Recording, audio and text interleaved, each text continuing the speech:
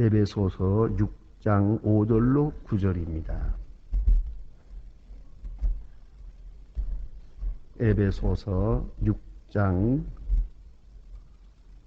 5절부터 9절까지 찾으신 대로 저와 같이 한 목소리로 봉독하시게 됩니다. 종들아 두려워 말고 떨며 성질이 육체의 상들에게 순복하기 그리스도께 하듯 하며 눈가림만 하여 사람을 기쁘게 하는 자처럼 스스로 마음으로 하나님의 뜻을 행하여 한 마음으로 섬기기를 주께 하듯 하고 사람들에게 하듯 하지 말라. 이는 각 사람이 무슨 선을 행하지 종이나 자유자나 주께서 그대로 받은 줄을 알미니라.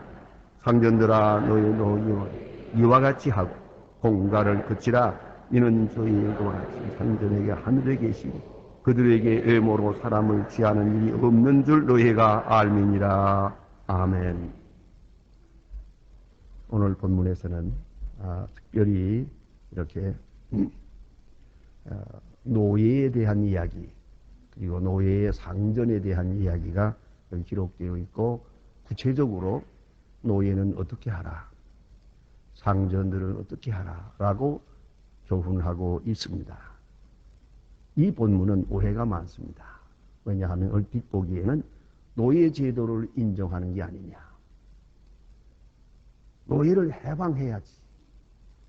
노예를 해방하도록 외쳐야지. 왜 노예 제도를 성경은 인정하고 있느냐 하는 겁니다. 여러분 그걸 생각해야 합니다. 자, 이렇게 근 2000년이 흐른 다음에 그것도 로마가 아닌 미국에서 노예를 해방하려고 했습니다. 이것이 통하지 않아서 남북 전쟁을 합니다. 큰 전쟁을 해서 많은 사람이 희생되면서 비로소 노예 해방이 이루어집니다. 그러나 그건 법적으로 이루어진 것이고 노예에 대한 문제, 흑인에 대한 문제, 이런 문제는 아직도 이 지구촌에 곳곳에서 문제가 되고 있습니다. 자, 이러고 보면은 2000년 전에 만일에 노예 해방을 논했다면 얼마나 많은 사람이 죽었겠습니까? 얼마나 많은 희생이 있었겠습니까? 우리가 생각해야 됩니다. 그것이 무서워서가 아닙니다. 그 노예 해방이라고 하는 이 소중한 문제를 앞에 놓고 그렇게 많은 시간이 걸렸고 보다 더 효과적이고 화평하고 또 실제적인 방법을 성경은 우리에게 가르쳐주고 있는 것입니다. 자, 이제 한번 생각해 보십시다. 오늘 본문을 좀 더 긍정적으로 읽어나가노라면 이 얼마나 소중하고 깊은 진리가 여기 있는지 모릅니다. 우리는 노예가 아닙니다. 그러나 우리도 지금 어떤 보이지 않는 지배를 받으며 살아갑니다. 우리는 상전이 아닙니다.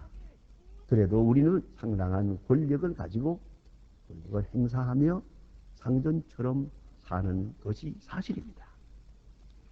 자, 그러면 성경은 애당초 이 제도 자체에 대해서는 흥미가 없다는 것이옵시다. 왜냐하면 그것은 생활 습관이요 오랜 습관에서 온 문화 형태이기 때문입니다. 문화화되어진 일이기 때문입니다. 불편함이 없습니다. 여러분 이걸 알아야 됩니다. 우리는 흔히 말할 때 독재 하면은 그 독재 왕이 있어가지고 마음대로 하고 제멋대로 하고 백성들은 다 고생을 시키고 이게 뭐냐 하고 말하지만 왕이 있는 바로 그 사회는 왕이 있어서 편했던 거예요. 그 제도가 더 좋았던 거예요. 그걸 잊지 말아야 합니다. 자, 우리는 민주주의가 최고다. 그래서 민주를 외쳤습니다. 소위 민주화를 위해서 얼마나 많은 싸움과 희생이 있었는지 몰라요. 그런데 민주주의를 하고 보니까 문제가 더 많아요. 요새 와서는 다시 또 그 박정희 대통령이 그립다 그러잖아요. 그건 왜요? 그 그거는 군사 독재라며? 그게 뭘 말하는 거 아니? 민주주의에 대한 회의를 말하는 것이에요. 이 모든 것이 뭘 말합니까? 제도가 문제가 아니라는 거죠. 우리는 제도를 통해서 문제를 해결하려고 하는데 제도는 이런 제도나 저런 제도 큰 차이가 없습니다. 문제는 그것을 주관하는 사람이요, 그 사람의 심령이요, 그 마음속에 있는 신앙이 문제지 제도가 먼저 문제되는 것이 아니라는 것입니다. 그걸 잊지 말아야 합니다. 그런 거로 성경은 도대체 이 제도 자체에 대해서는 언급이 없습니다. 흥미가 언급이 없고, 왜냐하면 그것은 문화적인 사건이기 때문입니다. 다만 이 제도 앞에서 어떤 태도로 살아갈 것이냐는 거죠. 애티튜드의 문제입니다. 종이 되느냐 상전되느냐 그게 중요한 게 아니에요. 어떤 종이 되느냐, 어떤 사람이 되느냐, 어떤 상전으로 살아가는. 하나님 앞에서 오늘 성경에 말합니다. 하나님은 사람을 외모로 취하지 않습니다. 하나님 앞에는 다 같은 뻘거숭이에요. 여기에 높고 낮고 무슨 상관이 있는 거예요. 남자 여자 부하고 가난하고 하나님 앞에는 아무것도 아니거든요.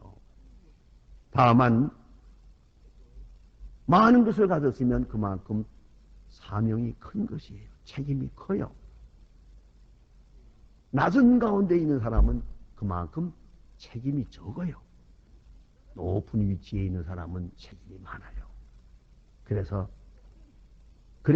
성경에 보면 사도 바울 서신에 이런 말도 있어요.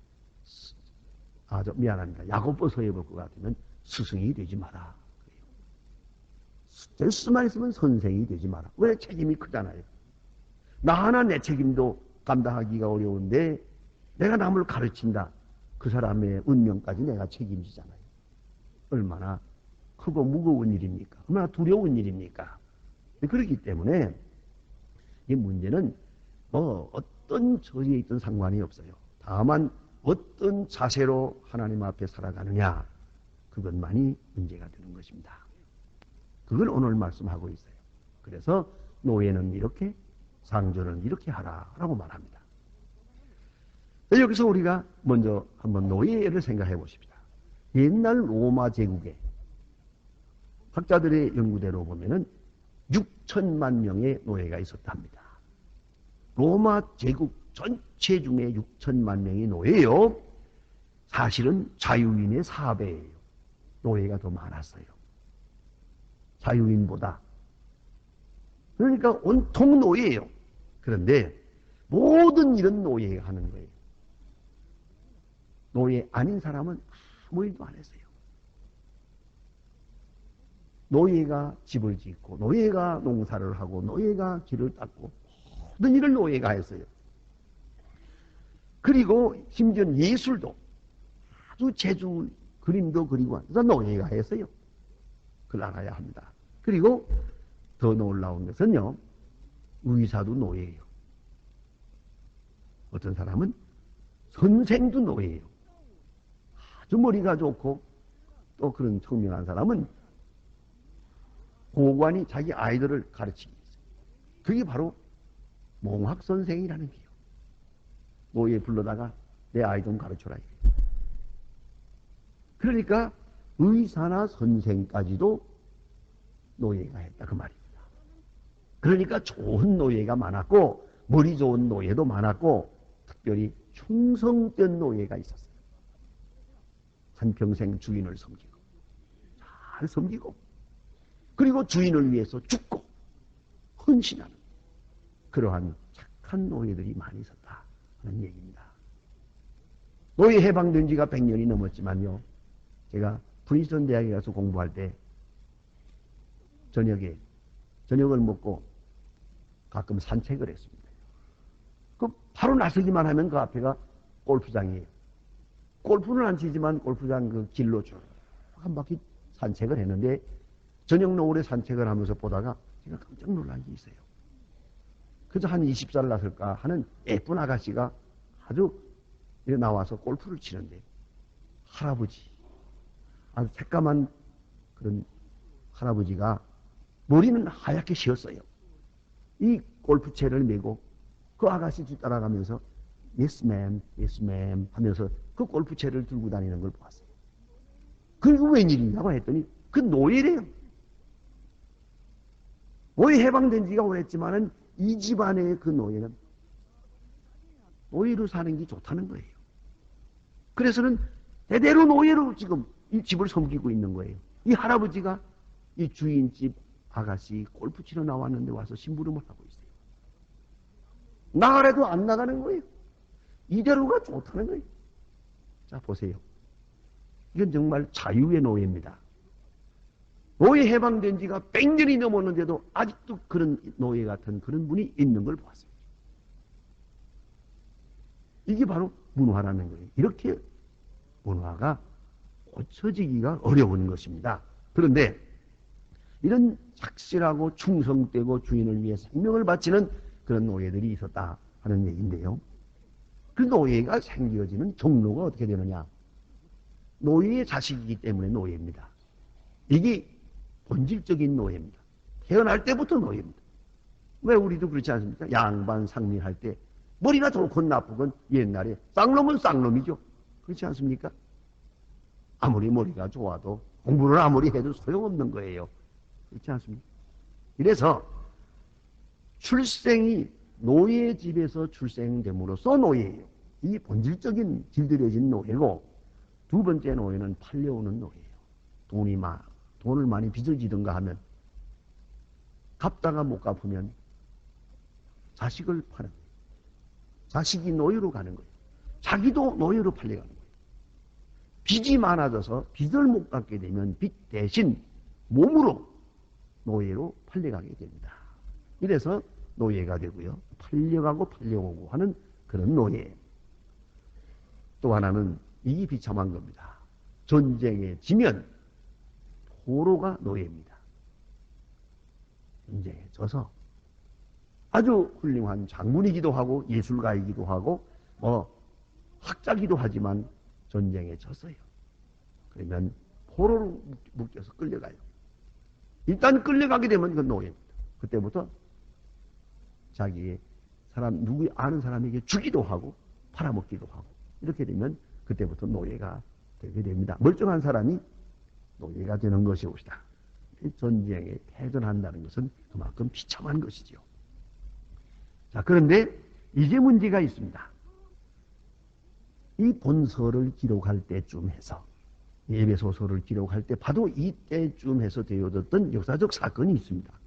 그것이 뭐냐면 로마의 원로 한 사람이 노예로부터 피살됐습니다. 노예가 생각이 많거든요. 이렇게 붙들려 온 노예요. 그러니까 아주 울분이 있어서 어떤 시간에 주인을 죽이고 도망을 합니다. 그래서 먼 나라에 가서 살고 이렇게 되는 일이 있기 때문에 노예는 한 번 도망을 하든가 해서 붙들리면 무조건 죽이는 겁니다. 생사권이 주인에게 있습니다. 그죠? 마음대로 죽일 수 있습니다. 그게 사형이 되지 않습니다. 살인죄가 되지 않습니다. 이게 노예인데 이렇게 해서 원로를 죽이고 도망간 노예가 있어서 그 대가로 아무 죄 없는 노예를 400명을 죽였다는 건데요. 그런 역사적 사건이 있어요. 이런 사건을 모름지기 사도 바울이 알았을 것 같다는 거예요. 그리고 이 편지를 씁니다. 종들은 이렇게 순종하십시오. 자기 상전에게 순종하십시오. 죽게 하듯 하십시오. 이렇게 말하게 되는 겁니다. 또 노예 가운데는요, 좀 분석해 말하면 세 가지 분류가 있었다고 합니다. 하나는 말을 보통 사람처럼 똑바로 분명하게 하는 노예, 말을 분명히 하는 노예가 있고, 또 하나는 말을 얼얼하게 반밖에 못하는 노예, 알아듣기는 해도 말은 얼얼하게 하는, 또 하나는 벙어리 노예, 아주 말을 못하는, 전혀 말을 못하는 노예. 이게 세 가지로 구분할 수 있었답니다. 왜 그럴 것 같아요? 아주 재주도 있고 순종을 잘하면은 그래서 마음대로 그에게 상당한 자유를 주어요. 말을 하게 되고 말을 배우게도 되고 그래서 주인이 말하는 대로 잘 따라서 순종을 해요. 이거 하자면 하고 저거 하자면 그런 노예가 있어요. 그런가 하면 아직도 성격이 나빠져서 주인의 말에 순종하지 않아요. 그러면 쇠사슬에 묶어가지고 때려가면서 일을 시켜요. 그러니까 이 사람들은 말이 아니에요. 절반밖에 말을 못해요. 그리고 나머지 이 사람은 아주 벙어리. 이거는 말을 못하게 해요. 그래서 말을 못하고 처음부터 말을 못하고 살았기 때문에 아주 말을 못하고 벙어리가 돼버렸어요. 그래서 동물처럼 우우우 하게 되는 거예요. 그 시끄러우니까 말하지 말아야 된다. 이렇게 해서 한평생 말을 못하는 인공적으로 이루어지는 그런 벙어리가 있었어요. 그런데 말하는 노예는 적어도 인간적인 대접을 어느 정도 받고 어눌하게 말하는 것은 동물 취급받고 벙어리 노예는 물건 취급받은 거예요. 하나의 생산기구에 불과해요. 동물만큼도 인정하지 않았다는 겁니다. 이게 노예의 처지였습니다. 그러니까 노예의 마음속에는 한이 있습니다. 반항도 있습니다. 말 못할 사정도 있습니다. 울분이 있습니다. 마침내는 벙어리가 되고 말았어요. 이것이 노예입니다. 이런 비참한 거예요. 그래서 옛날 기록에 보면 아리스토텔레스 같은 사람도 이렇게 말하고 있어요. 당나귀와 노예는 꼭 같다. 노예는 말을 알아듣고 당나귀는 말을 못 알아듣는 것만 다르다. 이렇게 말합니다. 심지어는 노예와는 어떤 노예라도 친구될 수 없다. 본질적으로 다르기 때문에. 이것이 당시의 초기 철학가들도 이렇게 말하고 있어요. 자, 그런데 오늘 본문으로 돌아갑니다. 그래서 본문 성경에는 노예에게 말합니다. 여기 왜 이 노예에 대한 말이 나오느냐? 노예에는 교훈이 필요가 없어요. 노예 보고 이래라 저래라 할 필요가 없어요. 사도 바울이 말할 필요가 없습니다. 그건 주인이 하라는 대로 하면 되는 거예요. 그런데 이 말을 이 편지에 쓰게 된 것은 상당한 많은 노예가 교회에 나왔기 때문이에요. 그리고 교회에서는 노예를 똑같은 형제 자매로 사람으로 대해준 거예요.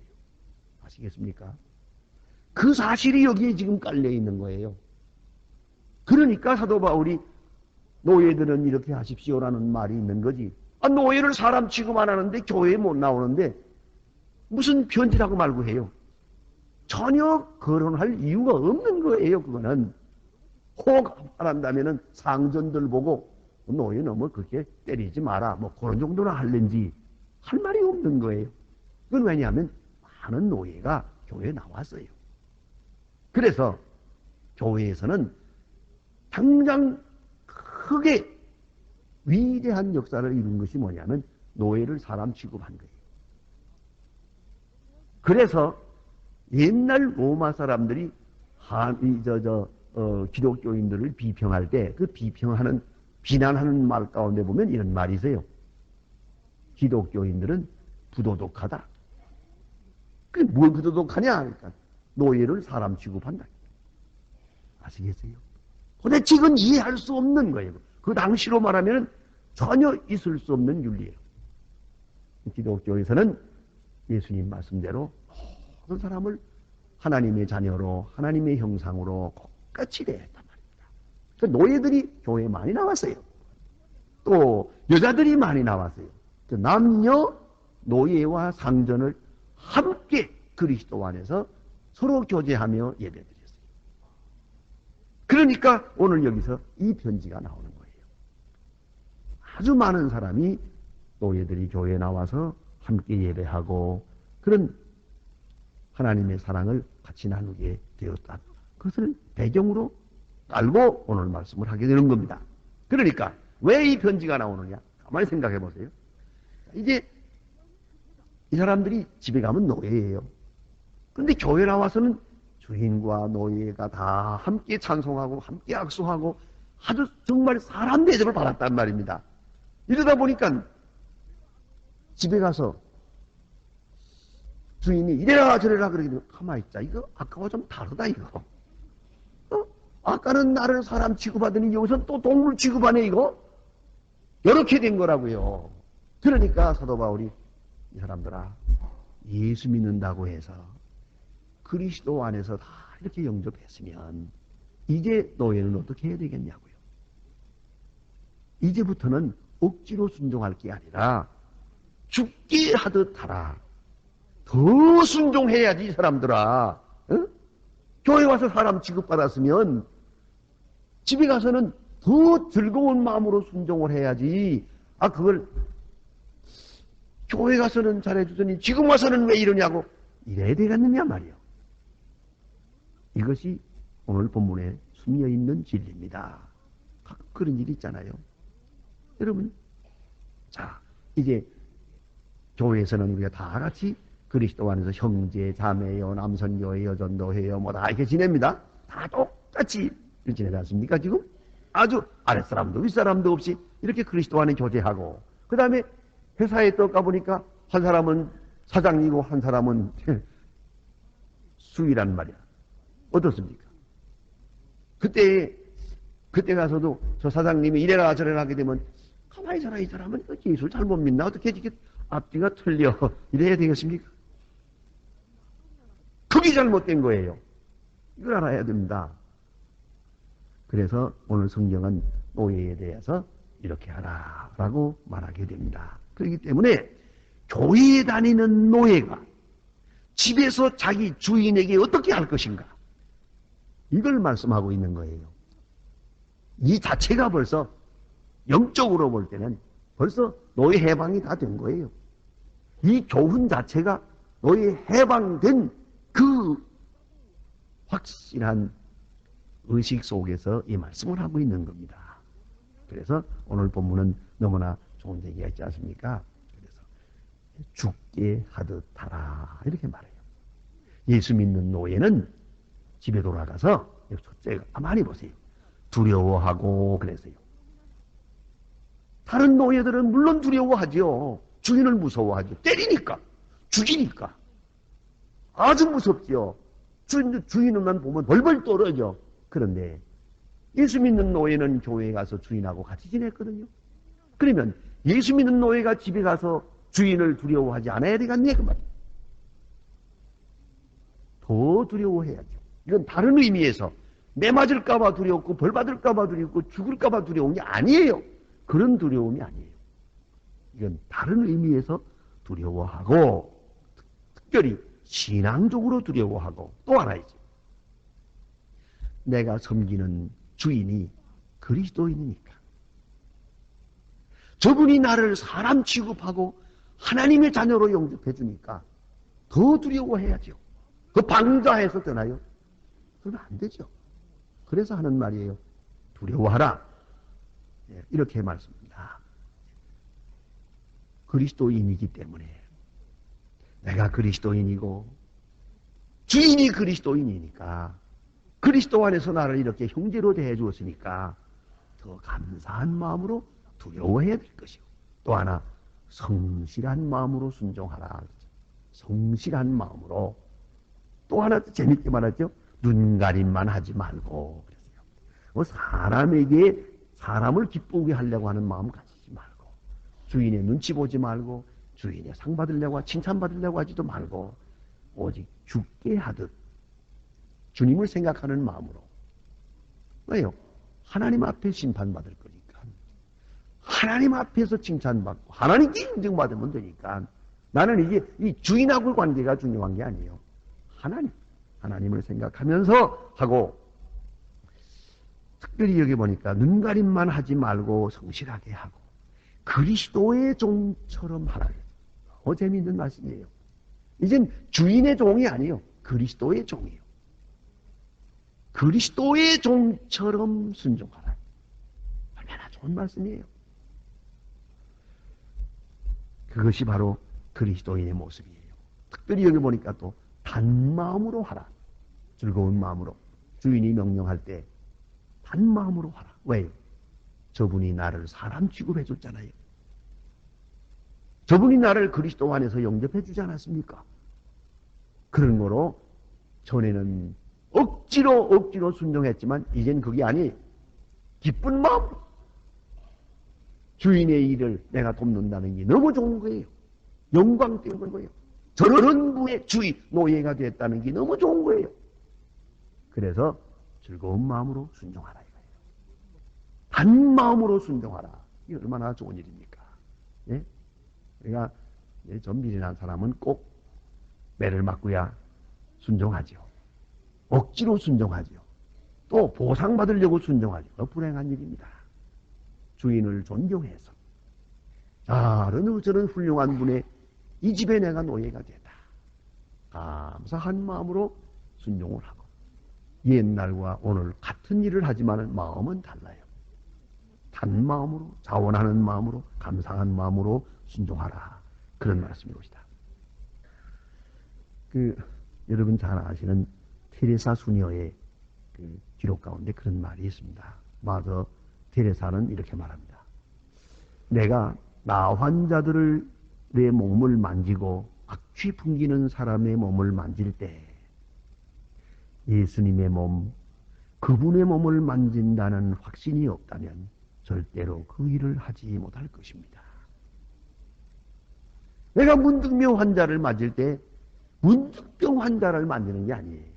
그리스도를 만지는 마음으로 만질 때 이것이 가능하다는 것이죠. 우리가 병들고 궁핍한 사람들을 만지는 것은 곧 고통받는 예수의 몸을 만지는 것입니다. 이 기록하고 있어요. 더 놀라운 말씀이 있어요. 자세히 들어보십시오. 우리는 가난한 사람들이 예수님 같다고 여기면서 섬겨서는 안 됩니다. 우리는 그 사람들이 예수님이기 때문에 섬겨야 합니다. 예수님 같다고 생각하는 게 아니에요. 이 가난한 사람이 곧 예수님이란 말이에요. 예수님의 모습이 여기 나타나 있단 말이에요. 가난한 사람의 몸속에. 그래서 섬기는 거예요. 여러분, 그리스도를 섬기는 마음으로 하는 말이 바로 그것이에요. 죽게 하듯 하라. 우리 그리스도인의 윤리는 근본이 누구를 대하듯이 그리스도를 대하듯이, 특별히 가난한 사람, 어려운 사람을 대할 때는 그리스도를 대하듯이 대하는 거예요. 그리스도로 대하는 거예요. 이것이 바로 테레사 수녀의 철학입니다. 이유 없어요. 이런 일을 해서 칭찬받겠답니까? 안 하면 벌 받겠답니까? 보상을 받겠다는 겁니까? 복 받겠다. 아무것도 아니에요. 그리스도로 섬기는 거예요. 이것이 문제입니다. 오늘 본문에 그래서 이렇게 말합니다. 주께 그대로 받은 줄 알미니라. 8절에 있는 말씀이 중요한 말씀이에요. 상전이 되었던 종이 되었던 주께 그대로 받은 줄 알미니라. 내가 노예된 거 주께 받은 것이에요. 상전된 거 주께 받은 것이에요. 내가 지금 어느 위치에 있든지 주께 받은 것이에요. 그리고 주님 앞에서 성실히 행할 것이에요. 원망할 것 없어요. 누구를 원망해도 안 돼요. 오로지 주님께서 나로 이 자리에 있게 했다. 주님께서 나로 이 신분에 있게 했다. 그 말이에요. 그걸 잊지 말아야 합니다. 여러분이 어떤 봉사하는 곳에 있습니까? 하나님이 나를 이리로 보내신 거예요. 그걸 잊지 말아야 돼요. 그러니까 어떤 분이 참 건강하시던 분인데 병원에 입원해서 꽤 오랫동안 고생하는 분을 만나보았습니다. 그런데 어머니 이런 얘기하는 걸 봤어요. 나는 누구를 보고 예수 믿으라는 말을 한 번도 못 해봤습니다. 내가 병원에서 이렇게 석 달 동안 있는 동안에 처음으로 예수 믿으라고 했대요. 그전에는 뭐라고 했는 거 아니? 교회 나갑시다 그랬대요. 그 말은 했지만 가만히 생각해 보니까 예수 믿으라는 말을 못 했대요. 게다가 하나 더 있어요. 예수 믿고 천당 갑시다. 그 말을 못 했대요. 이제 병원에서 시작을 한 거예요. 그래서 이번 얘기가 나로 하여금 저 환자들에게 전도하게 하기 위해서 나를 병원으로 보내셨다. 그렇게 말하고 있더라고요. 이걸 잊지 말아야 돼요. 병원에 있든 감옥에 있든 가난하건 부하건 신분이 높건 낮건 이건 다 주께로부터 받은 것이에요. 그걸 잊지 마세요. 내가 처한 이 현실, 이건 감옥이 아니에요. 마이 미션 필드예요. 이건 내 선교지라는 걸 잊지 마세요. 오직은 선교지예요. 그 마음, 하나님이 내게 주신 이 자리, 이 신분, 이 처지 그대로 받아들이는 마음. 그런 거로 거기에 상전이 있다면 죽게 하듯 할 것이요. 아랫사람이 있어도 죽게 하듯 할 것이요. 불쌍한 사람이 있으면 주님 대하는 마음으로 대할 것이요. 이것이 그리스도인의 모습이다. 그런 얘기입니다. 그냥 오늘 본 말씀을 좀 더 나가면서 보면 상전들에게 또 말합니다. 상전들에게 말씀하기를 너희는 저희에게 보세요. 이와 같이 하고 똑같이. 이와 같이라는 말이 중요한 말이에요. 자, 종은 상전을 대할 때 죽게 하듯 하고 이와 같이 상전은 종을 대할 때 죽게 하듯 하는 거예요. 주님을 생각하고 종을 대하는 것이에요. 이와 같이 하라. 동등하게 말씀하고 그 다음에 조금 주석을 달았어요. 공갈치지 마라. 주인이라고 해서 공갈치지 마라. 그랬고요. 그 다음에는 하늘에 상전이 있음을 잊지 마라 그러세요. 내가 상전이야? 네 위에 상전이 있단 말입니다. 그걸 잊지 마라. 네가 지금 뭐 마음대로 하는 줄 알지만 어림없어. 네 위에 또 상전이 있어요. 너도 심판을 받아야 돼. 그걸 알아야 하고 두 번째는 오늘 보니까 하나님은 사람을 외모로 취하지 않는다.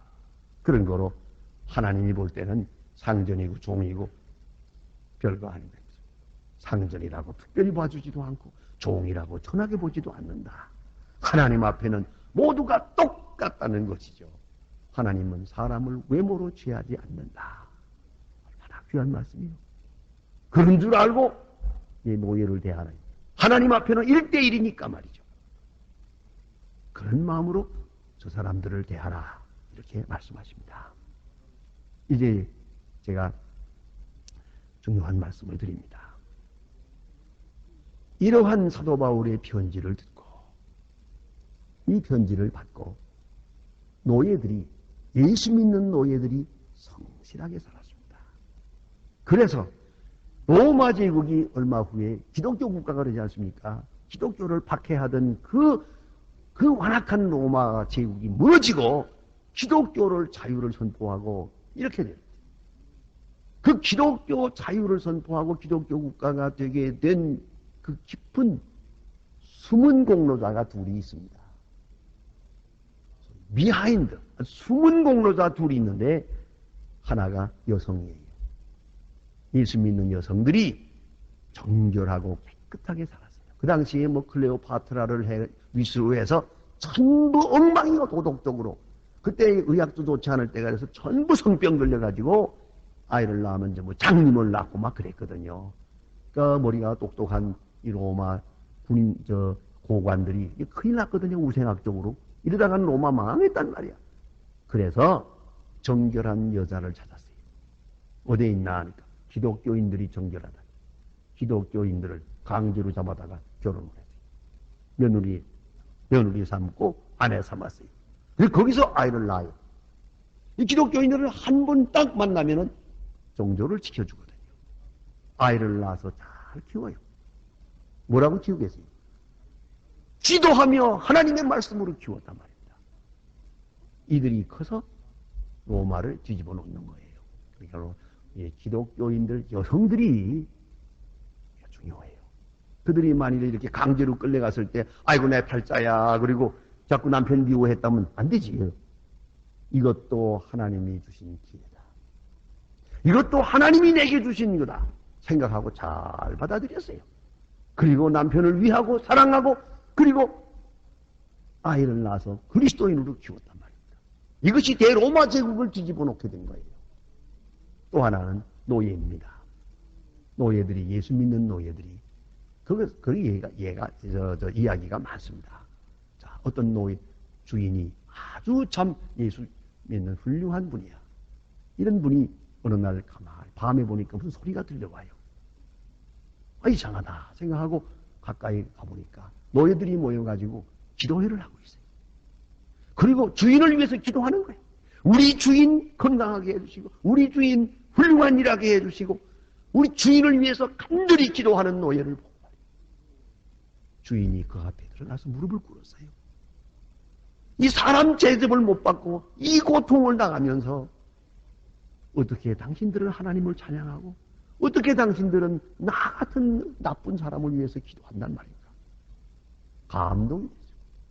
이런 주인들이 많이 생기면서 점점 세상이 달라졌어요. 많은 사람이 하나님께 돌아오게 돼요. 이것이 대로마 제국이 기독교화되게 된 가장 유력한 공로자들입니다. 그걸 알아야 됩니다.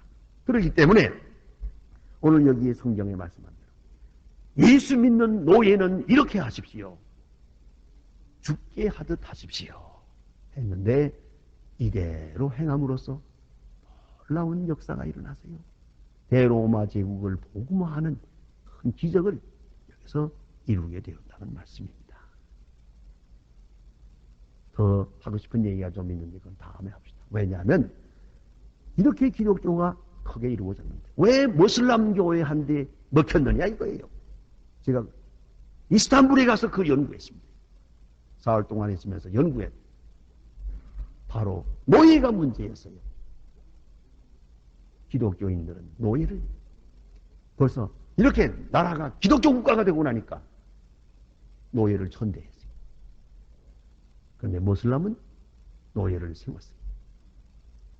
그래서 이런 엄청난 결과가 옵니다. 자, 그럼 다시 다른 얘기가 좀 긴 얘기가 있습니다. 여기 지금 말씀하는 이 노예 얼마나 중요한 의미가 있는지 모릅니다. 다 같이